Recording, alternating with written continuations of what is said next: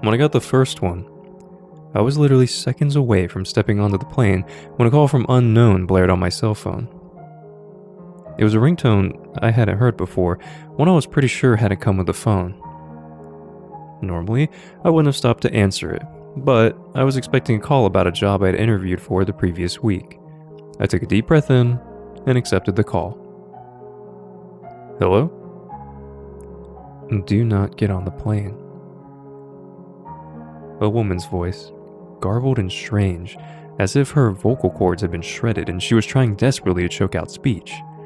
Despite the unnerving, fractured quality of her voice, her tone was insistent and eerily calm. Then the call ended. I froze. I had always had a slight phobia of air travel, and something about this call just... There's no way I was about to get on a 7-hour flight now. I turned around and headed towards the food court. I'd just get another flight later in the afternoon, I'd figured. I watched from the airport Starbucks 3 hours later as every TV in the terminal lit up with the crash footage of the plane I should have been on. No survivors. Not a single one. I tried to trace the call, so did the police, but there was nothing to trace. There was no evidence my phone had ever received a call around that time. They analyzed phone records, incoming and outgoing communication on my phone, nothing. I wasn't making it up, I couldn't have been.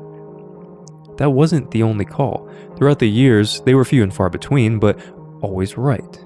And I always listened. Do not go on that blind date tonight. 5 months later, my would-be date was convicted of killing 4 women, all with my hair color and build. Found them in a shallow grave about 250 feet from the diner he offered to take me to. Do not drive to the concert tonight. 18-wheeler lost control, plowed into a line of cars. Every driver crushed, every driver killed. In the stretch of freeway I would have been driving down.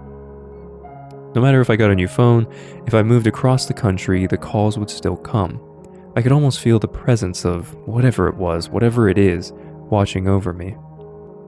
I imagined being at the bottom of the freezing ocean, still strapped into my coach section plane seat, or being in that mass grave across from the diner, or watching an 18-wheeler skidding toward my car, knowing death was imminent. And I'd get this tightness in my chest. I think about how thin that line was, how close I'd gotten. If I hadn't had a job interview I was waiting to hear back from, I'd have never listened to that first call. And that would be it for me. It always felt like something was coming for me, but there was always this fractured, warped voice with these calls that never seemed to exist after I heard them.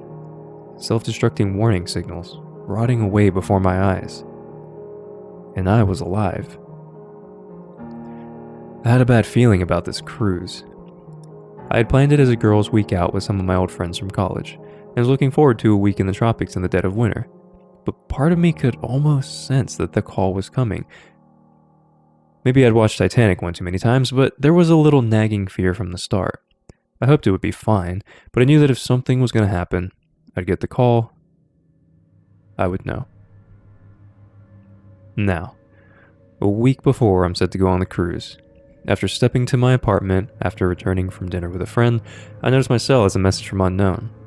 They've never had to leave a message before. Haven't checked it all night. Damn it.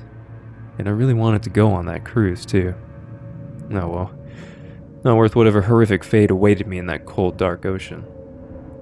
I click play message and feel my stomach drop as I listen to the voice, sounding horrifically distorted, as if it emanates from a throat slashed to ribbons, crackling with more urgency than ever before.